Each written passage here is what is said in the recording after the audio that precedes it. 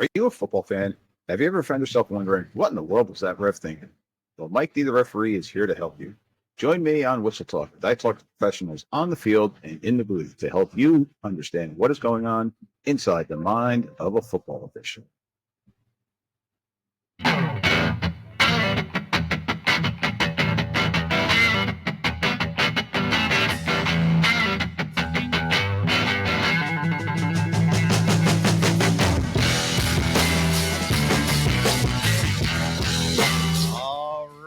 Ladies and gentlemen, welcome back to another episode of Whistle Talk, coming at you once again from the lovely state of New Jersey here on this beautiful fall. Well, it's still late summer, I guess, still early September. So it's a nice late summer day here in New Jersey. Joining me once again, Mr. Daniel Chamberlain. Sir, how are you doing today?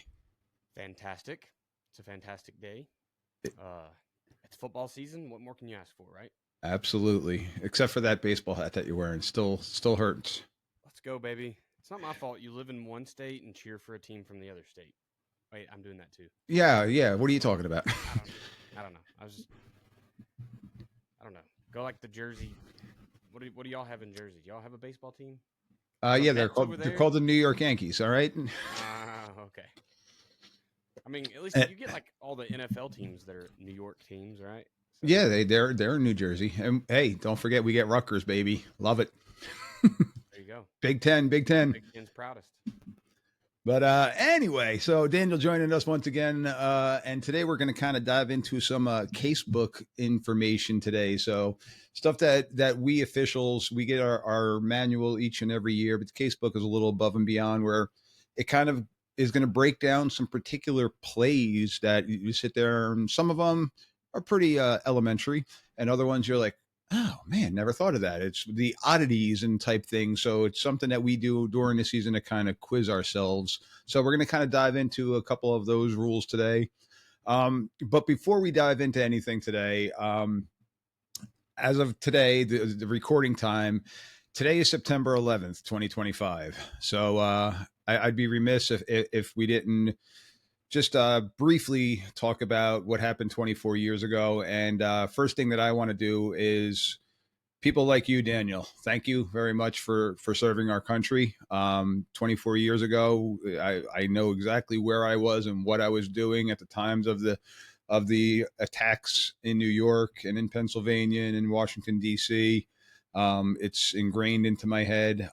So I want to say thank you to you, sir, as a military veteran. Thank you to all the veterans that are out there that have served the country, those that are still serving the country, our first responders and everything, the police officers, the firefighters, and just all the families that were involved in that day. I mean, it's still something that we did a moment of silence today in my school day, and it's still something that it still doesn't do justice. And I got my USA shirt on today because I'm proud of the red, white, and blue. So start off the show a little bit differently today, if you don't mind, Daniel. We're gonna do a little Pledge of Allegiance led by a Mr. John Wayne. We'll pull up a flag here. All right, we got our flag waving here on the screen, and now let me pull up Mr. Wayne as I'm gonna stand up really quick. So if you don't hear me, I apologize, but you're going to hear Mr. Wayne and myself in the background.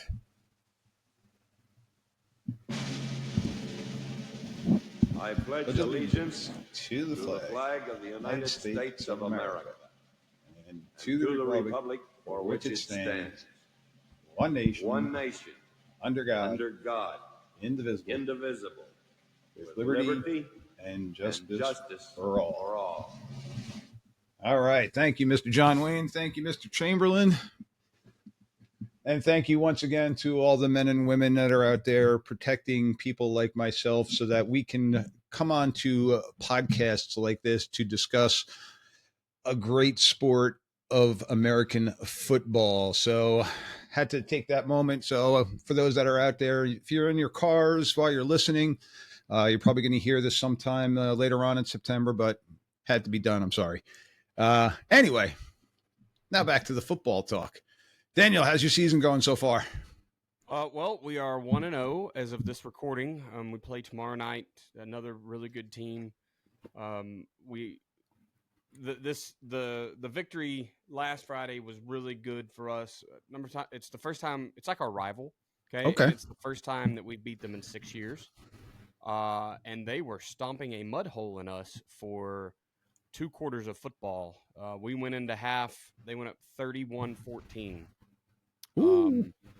And we didn't really look to have any fight. It was mainly execution. I think this is the first year in a while that, like, player to player, just pound for pound, we were pretty equal. But, sometimes you play those games where things happen because they're supposed to happen. Like, you play a team that's beat you every year for 100 years. You lose just simply because you're supposed to lose, right? There's no rhyme or reason for it. And I felt like that was kind of happening. We went in at halftime and we made some defensive adjustments. A great defensive staff on this team. Now, I'm more a part of the offensive staff, so I won't pat ourselves on the back. But the OC is a wonderful guy. He's very, very bright. He's got a bright future. Anyway, defense made some adjustments, shut them out in the second half. Offense found a way to get the ball into the end zone. We won 35-31. So with like a minute or so left on the clock, we kind of walk it off, and it was amazing. It was a really good team victory. New head coach, so it was good for him to start his career here at 1-0. And yeah, man, it was a good week, and hoping. I think there was a little hangover on Monday this week at practice, from what I hear, but it sounds like they snipped it real quick, and things are kind of getting back to business as usual. So very nice. Yeah.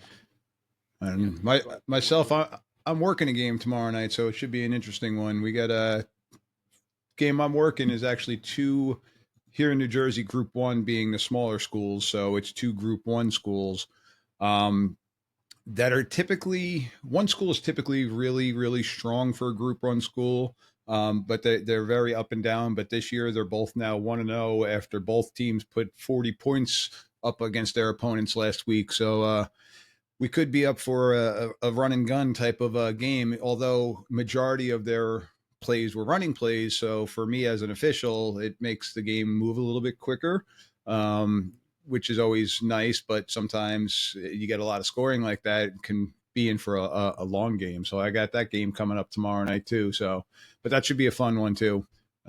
Son scored his first middle school touchdown yesterday. He's had a couple in AYF, but he got his first middle school one yesterday. So the coach is opening up the playbook a little bit more. They're passing the ball a little bit more this year. They've got some really nice weapons for a middle school team. So they're having some fun with it. And now tonight he's got a night off from football. So what is he doing? He's going to go play baseball with his travel baseball team. So, at least he can balance that out to where baseball hopefully doesn't take away from football, right? It's like, I really like when in-season sports are the priority. And if you want to do some extra, I get it. But I hate when people are like, I need to miss practice to go to my travel baseball game, right? Like, so this is a travel team that he's played on for years, and the head coach is a good friend of mine, and he knows that during football season we're not making it to practice, and if we're available for a game, we'll jump in for a game here and there. So tonight we don't have practice, so he is a guest player. So because the kids that have been practicing and working their tail off are going to bat in the top of the order, he'll bat 8th or 9th, because I think we only have 9 kids tonight. So he's going to bat at the bottom of the order, and he knows his role, but he's going to go, and I told him it's going to be practice for you. Have some fun, get better with it, and see what happens.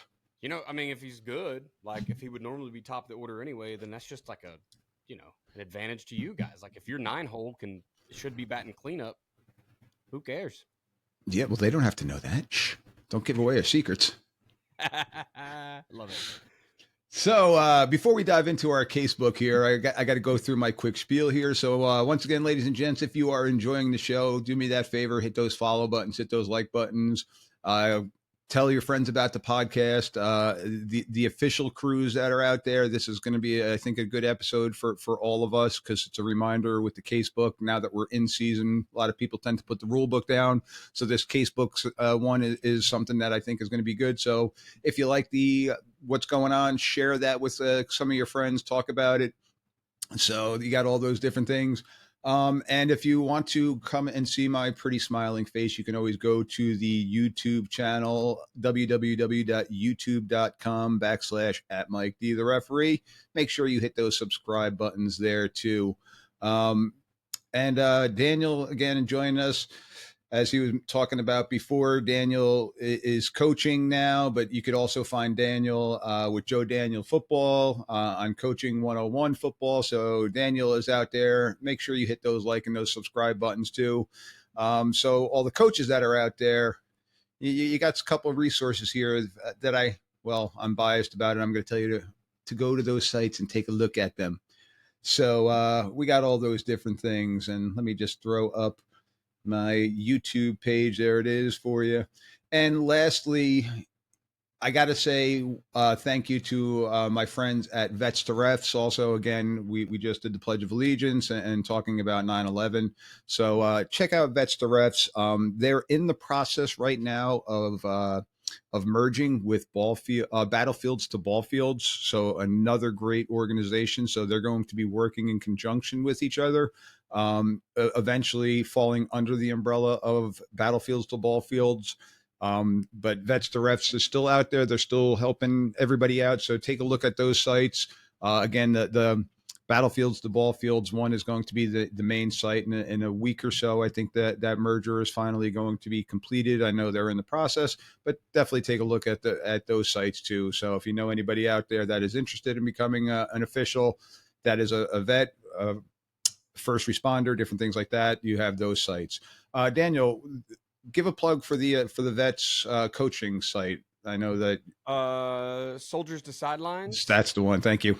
Yes, of course. And I didn't personally go through it. I used Troops to Teachers, which I believe is now been defunded and no longer a program. It was really cool because I'm a teacher. I have a teaching certificate, and all I did was have a biology degree. But if Troops to Teachers still alive in your state, by all means use it. If not, Soldiers to Sidelines is a great way. Man, it is a very deep organization. They have a huge thing they do every year up with the New York Jets, where they host them and let them kind of be intern coaches with the Jets and with the coaches and all that good stuff. So, wait a minute, New York Jets, not Boston, not Oklahoma. I don't even like the Jets. They're in your weird state, and they're named after another state. I mean, honestly, where's the loyalty? Okay, where's the loyalty? I guess y'all are getting the taxes, so that's okay. Yes, absolutely.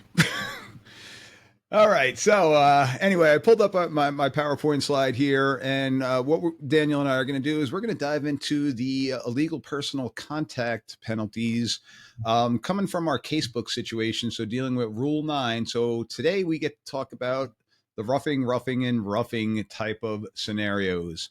So again, this is coming from our NFHS casebooks, scenarios, and situations.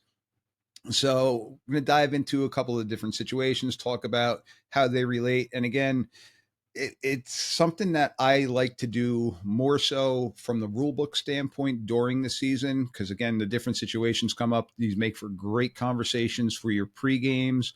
And they're just great reminders of some of the different situations that we have going on that some people might not realize, and just the mindset then that we need to kind of go with. So Daniel had to hop off really quick. He's at home with the kiddos, so completely understand that. But we're going to dive into the first rule here. So we're going to go 944, and we're going to deal with, roughing the quarterback. So the situation that we have, and again, for those that are listening, I want you to try to visualize these different situations, because we're going to go through the situation and then talk about what the rulings are. But A1 rolls out on a run pass option, common day football now. Scenario A1 passes from behind the neutral zone, is then subsequently contacted by a B1 who could have avoided the contact, but instead blasted the kid. It says renewed the charge after the pass, but yeah, we'll talk coaching terms. The kid got blasted. Or B, A1 is 2 yards beyond the neutral zone when he passes the ball, and B1 again continues to charge and contact him. So in one scenario, you got quarterback behind the neutral zone, so it is a legal forward pass. And in the other scenario, we now have an illegal forward pass because they're beyond the neutral zone. So Daniel, do you think there's a difference in our roughing the passer? And Daniel has not looked at this PowerPoint, so I'm kind of throwing him under the bus here. So No, I did it all for the people myself. out there, be Yes, kind. you sent this to me many days ahead of time. I'm the one that did not prioritize getting to it, and so now I throw myself under the bus. But it's okay. I just need to cover the fact that I don't know a lot of people that roll out on an run pass option, so we got to have some terminology fixed here in the rule book, okay, or in this situation book. But I guess you could pull, and then if something runs into trouble. A1 passes from behind the neutral zone, subsequently contacted by B1 who could have avoided. I don't. Subsequently is the word, right? Is that immediate? Is that 2 steps? There has to be a little timing. I don't know what the rule book's going to say exactly.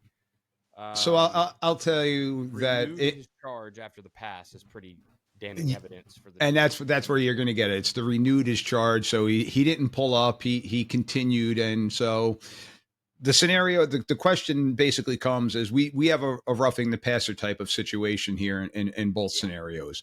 But now, is it any different because one is a legal forward pass and the other one is an illegal forward pass because the quarterback was beyond the neutral zone? I think it should be once he's committed himself to the neutral zone, he's committed as a runner. I should be able to hit him. Whether he fumbles the ball or dislodges the ball, that's not on the defense, in my opinion. So here you go. It is roughing the passer in A, but it cannot be roughing the passer in B. However, in B, though A1 lost his protection as a passer when he passed the ball beyond the neutral zone, the contact should still be judged by the game official as potentially a personal foul. So we can look at just a personal foul. So in essence, a late hit possibly, but the roughing the passer category is taken out. So that's important because Daniel, what do you get when you hear the word roughing? Automatic first down. So in a personal foul, would you get an automatic first down? No. All right. So that is where a key element comes into play. So Daniel's 1 for 1 right now. Oh, look at this guy I got on the screen. All right, Daniel, you want to take this one? Situation B, from A's 40-yard line, passer A1 is roughed by B1 and the pass is completed. A to A2, who is down on A's 47-yard line, or B, behind the neutral zone, to A2, who is downed on A's 38. Or C, completed to A2 behind the neutral zone, and his fumble at A's 35 goes directly out of bounds. So the question here is it roughing in each of these situations? Is that what it's asking? In essence. Okay. These are all legal passes? Correct. I assume there could be some kind of guidance on whether, or a judgment on whether it was a lateral, right? Like if you think about triple option, if the quarterback pitches it behind him and then gets smoked, that is not a roughing the passer because it's just it's a lateral. So I would want to know how far behind the neutral zone these are. Are they behind the quarterback? I'm going to go with the information given. These are all 3 roughing the passers because it starts with the quarterback is roughed. So the ruling in A, the roughing the penalty is going to be enforced from the 47-yard line and will result in your first down, as we just talked about. In B and C, if the penalty is accepted, the enforcement is from the previous spot, resulting in a first down from A's 45-yard line. Now, I want to go back because they all do fall under the roughing category, but now where the ball ended up is a major scenario. So in A, we're going to tack on because the pass was complete. It was beyond the neutral zone. They gained yardage. In B and C, because it was behind the neutral zone where the end of the play was or the end of the run happened, in B and C, it was a loose ball that went out of bounds. We're going to go back from the previous spot where enforcement would go, and then we'll hit the 15 yards. I love how they say if in B and C, if the penalty is accepted, because I don't know anybody in their right mind that's going to decline that one. So that's kind of one of those ones that we're looking at the sidelines and we're signaling it and we're kind of just walking it off without waiting because, who's going to want to lose 5 yards instead of taking 15 yards? So, but yeah, so this one is going to pertain more so from where the ball went out of bounds. Touche. All right. Situation C. B1 is attempting to tackle the passer when A, B1 lunges at the passer and commits an illegal helmet contact foul by hitting the passer with his helmet. Or B, B1 grasps the passer's face mask. There was a tongue twister. Attempting to complete the tackle. Or C, as the ball is being released, B1 grabs the passer by the inside, back, or side collar of the shoulder pads and brings them to the ground. In all three scenarios, you have a forward pass. The pass is thrown towards A2. So we got a forward pass, and he's going to A2. So in all three of these, you have illegal personal contact foul has occurred and roughing the passer has occurred. The referee is going to ensure that the designated representative of Team A is aware of the penalty options, as the roughing the passer will carry with them the automatic first down.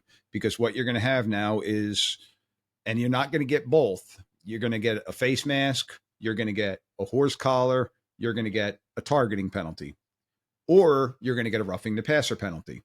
So this is where we want to give the team the options and let them know, okay, well, if you accept this one, you get an automatic first down. If you accept this one, you're getting 15 yards. And depending upon where the ball was, will dictate on if you're getting a first down or not. So that's where we're going to make sure that we have it delineated that, okay, one gets the first down, the other one does not. So it's one of those ones. Remind me the targeting outcomes in high school, because I know in college you're gone for 4 quarters now, right? So if it's deemed to be truly targeting, so this one doesn't say targeting, so this one's a helmet to helmet. And that's the one thing that I do like about the high school rules, is that it gives us a little bit more leeway to not have a kid get ejected. And the NCAA has modified their rules in the last couple of years, where going to the replay system, it can pull that disqualification back if they deem that it wasn't intentional in that essence. So so none of would any of those, would you want to accept the non-first down play because of personal foul or anything like that? Or is it all three going to be a personal foul against that defender? It's still in essence going to be the same thing. And if we warrant that they truly were targeting, there still could be a disqualification aspect of it. So we do have that right, but we try to, unless we really, really know that kid was gunning for that other kid. It's gotten a lot better at the high school level. I could say that, where we're not seeing as much helmet to helmet, intentional helmet to helmet. So kind of giving them a little bit of the leeway. So now we go to roughing the kicker or punter. So 9-4-5. So Daniel, you want to take this one? Yep. Situation A. Let's see. K1 punts and R1 touches and partially blocks the kick. R2 does not touch the ball but firmly contacts K1. I'm going to go with, there is no roughing the kicker. The kick was still blocked. If you make contact with the ball, but I'm going to be wrong, because it's going to be some weird rule where it's like, the guy that touches the ball can hit the kicker and nobody else or something. Would you like to take the answer? If R1 partially blocked the kick near the kicker holder and R2 was near the kicker holder at the same time that R1 touched it, and R2 had already started his charge at the time the kick was touched, there would be no fouls result of contact by R2 unless it was unnecessarily rough. So, like I said, the ball was blocked. He was in the same area. They were doing the same thing. He can hit the kicker. Bingo. But now if the guy is 5 yards back and he then goes and blows him up afterwards because he's trying to get that loose ball, we could have an unnecessary roughness penalty, but it would not be roughing the kicker. So once again, we got a personal foul for unnecessary roughness, not an automatic first down. Roughing the kicker, automatic first down. There we go. So with this one, there is a large comment that goes with it. The defense is responsible to avoid the kicker holder whenever possible. Again, whenever possible being the key there. So in any situation, the defense is to be excused for contacting the kicker/holder as a result of touching the kick. The ball must be touched near the spot of the kick. Any defensive player that's not, even if the kick has been touched, if they don't stop or if they stop and then renew their charge, we could have a penalty. So the defensive player will not be penalized if they made an honest endeavor to block the kick and has either a position where they cannot avoid the contacting or, excuse me, the rule does not specify that the player who touches the kick from contact is excused from contacting the kicker or holder, rather when the defense touches it. So that's where, again, that verbiage comes into play. So because the kick was blocked, either partially or completely blocked, now it's open, as opposed I to. got a question here, and I'm going to call this the Pat McAfee rule here. He's my favorite kicker, by the way, all time. But he made a lot of tackles. So we block it. It's rolling on the ground. My team grabs it to scoop and score, whatever the kick is. Is this stating I'm not even allowed to block the kicker, even though he could go make a tackle? Or he could jump on a ball? I'm not allowed to touch him? No, you are. So if they're getting involved in the play, by all means, they are football players at that point in time. But when you look at the NCAA and the professional levels where they are just kickers, and if they still could, they would wear a single bar, if a bar at all, on their helmets, because they're trying to avoid contact by all means. Where at the high school level, that kid's probably playing another position. They're going to probably be going for the ball. Yeah, you could still block the person, but it's going to fall basically under a defenseless player type of scenario where you want to make sure that, okay, the kick got blocked. They're not just standing there in awe of what's going on and you just lambaste them. If they're making an attempt to go tackle, now you got a football play. Awesome. That's good to know. Pat McAfee, the greatest to ever do it. Ever. Love him. He's a little bit on the nutty side. Oh, well, I love him. What are you talking about? If I had 11 psychos on the field, I win. Probably. Good luck coaching that, though. All right, so K1 is in a scrimmage kick formation. They muff the snap, but quickly recover and begin to run. However, K1 changes his mind and A, punts the ball on the run, or B, abruptly stops and punts. R1 is unable to stop his charge and forcibly contacts K1. R1 did not touch the kick. So first, let's break this one down. Let's disregard the muffing of the snap for a moment. Okay. Rugby style punts, which had a huge effect a while ago and is kind of phasing out a little bit, but it's still out there. Yeah, Your rugby recently. Oh, there you go. So you got the rugby style kick because the kicker is on the run. Are they afforded the protection? I think not. So do you think you could just go up and blast them if they're running with the ball? He's running for a house call. So I think now, I think it's another one of those, it's timing, right? If you're in the vicinity, you're going to tackle a runner because he is a runner until he kicks. Then he stops and kicks it. If you're in the motion, you're in the action, action potentials kind of thing, I think no penalty. If he kicks it and then you renew your charge, as the book has said multiple times, I think you got to take a flag there. So in this scenario, because we now have the muff involved, there's no foul in either A and B because it was not reasonably certain that K1 was going to punt the ball. So even now going to without the muff, the rugby style kick, like you talking about, you're going to tackle a ball carrier at the time. Yeah. So that kicker is not a kicker until they start the kicking motion. Then they would be afforded a little bit more protection. But once they break out and start going, you got to play football because if not, and just let them run and get a first down, no, you got to tackle them. Only unavoidable contact is ignored if it is not reasonably certain a kick will be made. And again, at the high school level, at the collegiate level, you're getting, and I'm not knocking Pat McAfee or any of the NFL kickers because they do something that I couldn't remotely think about doing at their level, but you're getting more athletes at the high school level that just can kick as opposed to being a kicker. So that rugby kick does turn into a weapon for some offenses or kick teams, I should say. So a lot of times they're football players and not just kicker. And I, again, don't mean that insultingly. Somebody out there is not happy with that. They're okay. I'm sure they're okay.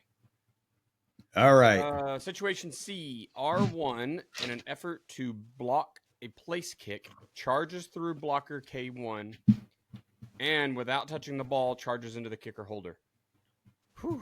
I can't read it. I got to give my personal. I think if he has not kicked the ball, because it doesn't say he's kicked the ball yet, so that's 100% fine. I teach my guys, if you can't get the ball, get the kicker.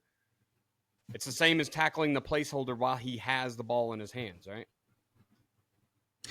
So the ruling here is the covering official must determine whether R1's charge would have taken them into the kicker holder regardless of contact by the blocker.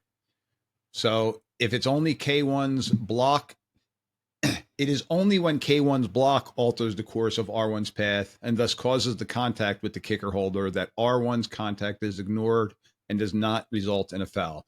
So I do agree with you. I'm not a fan of how this one is worded, but the kick does get off because it says it gets K1 without touching the ball. So the verbiage in this scenario, I could see how it mixed you up. But yeah, if they still have the ball, they're free game at that point in time.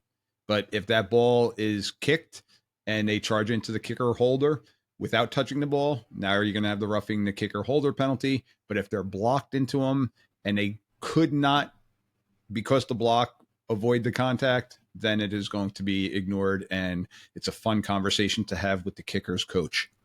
I bet it is. Situation D. K11 is in a scrimmage kick formation. After the kick is away, R1 is unable to stop his attempt to block the kick, and R10 displaces the kicker/holder. It's going to be. Oh, sorry. Yeah, I think it's going to be a penalty. Like that's 99% of them is I'm unable to stop my body, but I didn't get there in time. Yep.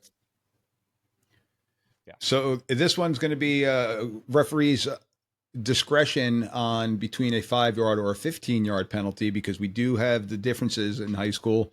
So most likely, and again, how this is worded, unable to stop their attempt where it's not a true blow up, but just their momentum kind of runs into the kicker or holder. We're going to have a 5-yard from the previous spot and replay the down. Now, if that 5-yard, if it's 4th and 3 and you get that 5 yards, well, now you got a first down. But this one is not going to fall under the roughing category, but the running into the kicker category, kicker/holder.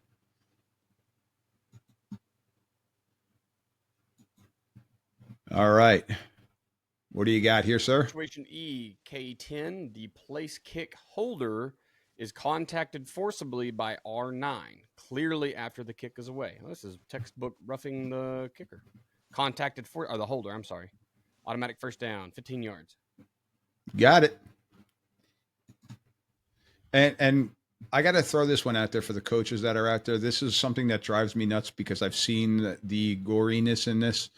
Please have the holder have his front knee on the ground with his back knee up and not the other way, because I've seen the holders have their front leg extended forward and somebody dive, and I've watched a shin go snap, crackle, and pop, and that's, I don't see it often these days, but it drives me nuts as a former special teams coordinator and still coaching the youth game.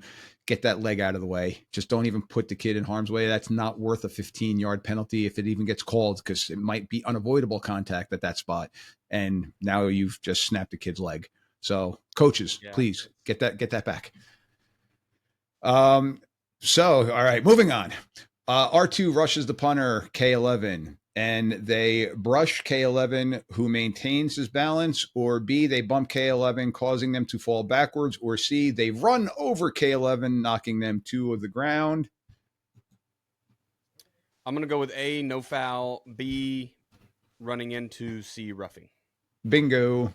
And that is kind of the exact designation that we're looking for. I mean, it's football. We got pads on. We've got everything else on. If they brush into the kicker, and we all have seen and know, and it is coached for those kickers, if they get sneezed on, to fall down like they've been sniped. So we do have to make that discretionary call. But yeah, if they get brushed into, we're not throwing anything. If they get run into, 5, blasted, 15-yard automatic first down. For sure. Is that Pat there? He wasn't an Iowa guy, was he? No, Pat came from West Virginia. That's right. All right. Situation G, sir. A11 is in scrimmage kick formation. After taking the snap and attempting to kick the ball, he misjudges good God. Misjudges the distance and misses the ball. A whiff. A11 is then contacted by B1 before he can regain his balance. There's nothing here. He didn't kick the ball. He's not a kicker yet. He's a quarterback who has butterfingers. Unless he's viewed that it's unnecessary roughness, there is no foul because he never became a kicker. So you nailed that one. Unfortunately, the punter did not nail that one. No, he did not. And I got to say, I've seen this at multiple levels, from the varsity down to the JV, through the freshman, and at the youth level, especially on a slightly windy day. I've seen the swing and a miss. I've seen a kid punt the ball in his end zone and the ball not make it to the goal line and stood there and watched it, where then the return team just dove on it and they all looked at me and I'm like, touchdown? Right. Like, what are you guys doing? So, all right. So last ones we have here are 9, 4, 6. So we've gone through roughing the quarterback, roughing the kicker holder, and the last one, which is near and dear to my heart, being a former long snapper myself, but roughing the snapper.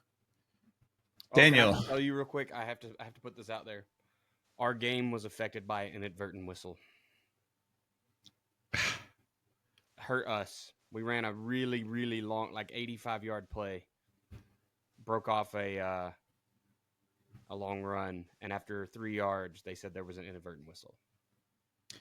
Well, once again, Daniel, thank you very much for the drop, because the next series is going to be on the inadvertent whistle. I already have it set up and ready to go. So that was totally unprompted. But so, yeah, thank you for that little soundbite to promote the next episode of Whistle Talk, ladies and gentlemen. We'll be diving into the casebook about inadvertent whistles and what to do in that scenario if, God forbid, it happens. Yeah, it does. when it draws a running back. But anyway, yeah. So situation A, from a scrimmage kick formation, A1 snaps the ball to up back A2, who is 3 yards behind the line and offset from the snapper by 1 yard. A2 runs for a 10-yard gain. Immediately after the snap started, B7 charges A directly into the snapper, or B into the gap between the snapper and the adjacent A player, making simultaneous contact with both the snapper and the other team A player. The snapper had not had the opportunity to defend himself and was displaced by B7's charge. This is going to be one that I'm probably going to be wrong, but I'm going to say the book should say, if it is a fake play, he is a center that is snapping it to an H-back or a tailback. It's a direct snap. But the formation is probably going to afford him the protection, not the chosen play. So A, it's probably going to be roughing the snapper, and B, which they're going to decline because they just got 10 yards. And then B is going to be nothing because you can shoot the gap. Okay. Before I put the ruling on there, you say that they're going to decline it because they got 10 yards. If it was roughing the snapper, what is the penalty yardage? Well, it's an automatic first down. Okay, you're right. I made some assumptions there. That's okay. It might have been 4th and 50, and they got 10 yards. So, yes, they would definitely accept it. So, but also the yardage. What's the penalty yardage? 15. Yep. So they're going to get the penalty. They're going to get the yardage for the automatic first down. So the ruling is those yards from their running back. That's what them coaches be doing, right? Stealing stats. Yeah. Take it away. Give it to the long snapper, dang it. In A, B7 has roughed the snapper. If accepted, the loose ball foul is enforced 15 yards from the previous spot with the automatic first down. There is no requirement for the ball to be kicked or the ball to be snapped deep. So you were correct in your thought process because they lined up in the scrimmage kick formation. In B, regardless of what the scenario was, field goal, extra point, punt, shooting the A gap is completely legal, and that is one of the biggest things that I have to explain because I'm the one that's responsible for this call. I'm over the center on the defensive side. I'm looking for this, and if they're going through a gap, that's fine because a lot of times, what are the guards doing on an extra point or on especially on a extra point field goal kick? What kind of block are they doing? They're all protecting the inside and stepping down. So if that guy's shooting the A gap, they're knocking him down and knocking him into the center who happens to have his head down. It's going to be nothing. Yeah. Love it. And now I got a picture of a long snapper's butt up there as they're looking through to snap the ball. And ladies and gentlemen, if you can see the visual, can't have those the rubber bracelets on. I can take those out with Photoshop. No, all good. That's the NFL. They can do whatever they want, it seems. All right. So K is in a scrimmage kick formation on 4th and 17 from their own 20-yard line. Immediately following the snap, R1 charges directly into snapper A11. The kick is caught by R2, who is then downed at the 40-yard line. K's in scrimmage kick formation, 4th and 17.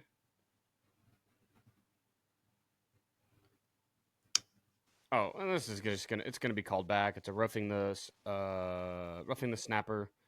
It's gonna be it's from the 20, so it's gonna be on the 35-yard line, 1st and 10 for A. Even though it was 4th and 17? Yeah, it doesn't matter. It's gonna be an automatic first down. They don't have to gain they don't have to gain the yardage. You nailed it. In addition to the yardage, the penalty also includes the automatic first down. So following the enforcement, it will be K's ball once again, 1st and 10 from the 35-yard line. That was an easy one. But you thought about it. All right. Situation C. A is in a scrimmage kick formation when punter A2 standing 12 yards deep and 4 yards to the right of the snapper. Jesus. Oh, the wind is blowing. I got you. Very strong and will probably move the ball to the right after snapped. Is the snapper afforded protection this game? Yeah, he's absolutely. Yes. The guy's far enough back. I think, what is the verbiage? It either has to be a holder within 7 yards or deeper than 7 yards or a kicker deeper than 12. Am I not mistaken? I may be mistaken there exactly, but yeah. You're good. The snapper is afforded the protection because they are still in a kick formation. It doesn't matter if they're offset. Now, I got to say, I don't know that I've ever seen somebody line 4 yards off to the side. That's got to be some pretty good wind. Like, I do that for my golf game. I aim 4 yards in a different direction. I go stand next to the green and use a driver. That's what I do in my golf nice. Game. Very nice. Mine's non-existent. So. Yeah, if you're ever afraid of getting hit by a golf ball from me, stand directly in front of the ball. You'll be fine. That's right. So now situation D, A1 is lined up in a shotgun formation, 5 yards behind the neutral zone in a position to take the snap. And A4 is lined up as a wingback and is 7 yards behind the neutral zone. Is this considered a scrimmage kick formation, Daniel? And if it is a scrimmage kick formation, this is where now, going back to the one above it, the snapper would be afforded protection. So is this one considered a scrimmage kick formation? I'm going to say no. I'm going to say it is not. Yeah. Yep, you are correct. A1. The primary guy who's in position to take the snap, right, would need to be the one that's 10 yards depth or more. Correct. Daniel, that's all she wrote. That's all of them? That's all of them. I don't know if I missed one. The one I gave both answers. That's probably cheating, but you played both sides of the fence. I mean, it happens. It does happen. You can't do it. Again, I just want to give ultimate kudos to you guys in stripes, you zebras, as I call you on Friday nights, because this is a lot to remember. And especially, so I do MMA sometimes, and what I mean by that is I practice Brazilian Jiu-Jitsu once a year for like 3 weeks. I remember this is really hard, and I'm not good at it. But it just feels a little bit like that. Like there's so many outcomes. You have to know everything in the book. You know what I mean? Like in football, I don't have to learn every pass concept. I can learn a route tree and go out and call a pass game. Mm-hmm. Not you cats. So kudos to y'all for being able to do this. And I will say, working with you the last year and a half, whatever it's been now, I do take it a lot easier on the refs. Yes, I've softened them. Maybe I'll get them in stripes in the near future. Convert. 30 years or so. I don't know. We'll see. Maybe I'll retire from coaching it someday. Come to the dark We did side. have like a 95-year-old ref the other day, and I was like, oh, he was white hatting, and it was for a scrimmage. It was like we couldn't do our tempo stuff because the guy was just like not going to get there. He needed a cane, I think. And this will fall under the referee shortage that we have discussed multiple times. Mm-hmm. But yeah, it's they're still out there. But yeah, kudos to you guys, man. Y'all are awesome. I'm so sorry y'all catch so much flack.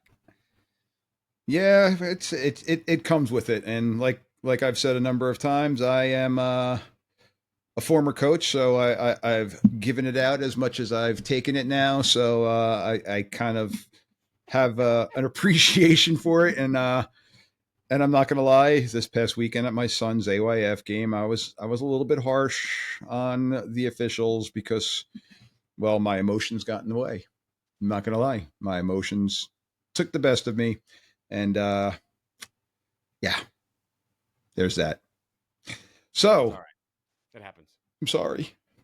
It wasn't too bad. I had to correct them on one, and I had to flex a little bit on that one, and like, no, it's this.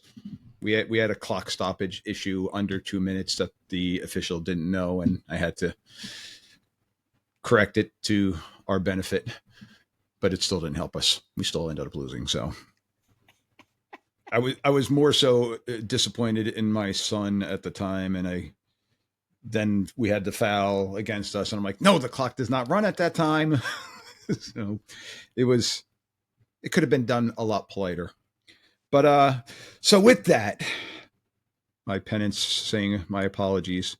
Once again, I want to leave us on an American note here. So I'm pulling up some songs here that we're going to close out here for 9/11. Once again, thank you to all the veterans that are out there. Thank you to all the military families. Daniel, thank you to your wife for dealing with you. And as you like to, as you like to say, Army. But Daniel will be going out this weekend and putting in his time once again. So thank you guys for everything that you do. But we're going to go out with some more music here about America. So Daniel, appreciate you once again. Thank you, sir. And thank you for everything that you do. Little Toby Keith here. We like Toby in Oklahoma. I don't know if you know that or not. I think I've heard that. You have to hold it to your mic a little closer, right? It's a lot of men dead, so we can sleep in peace at night when we lay down our head. Let it go. My daddy served in the army, where he lost his right eye, but he flew a flag out in our yard till the day that he died. He wanted all right, ladies and gentlemen, thank you once again to everybody out there. We'll leave it to a little land of the free. Now this nation that I love is falling under attack. A mighty sucker punch came flying in from somewhere in the back. As soon as we could see clearly through our big black, gotta get to the line. We lit up your world like the 4th of July. Hey, Uncle Sam, put your name at the top of his list. And the Statue of Liberty started shaking her fist, and the eagle will fly, and it's gonna be here when you hear Mother Freedom start ringing her bell, and it'll feel like the whole wide world is raining down on you. Oh, brought to you courtesy of the red, white, and blue. Woo! Love it. All right. Thank you once again, ladies and gents. And everybody be safe out there. Have a good one. Have a good weekend, Daniel. Good luck. Toodles.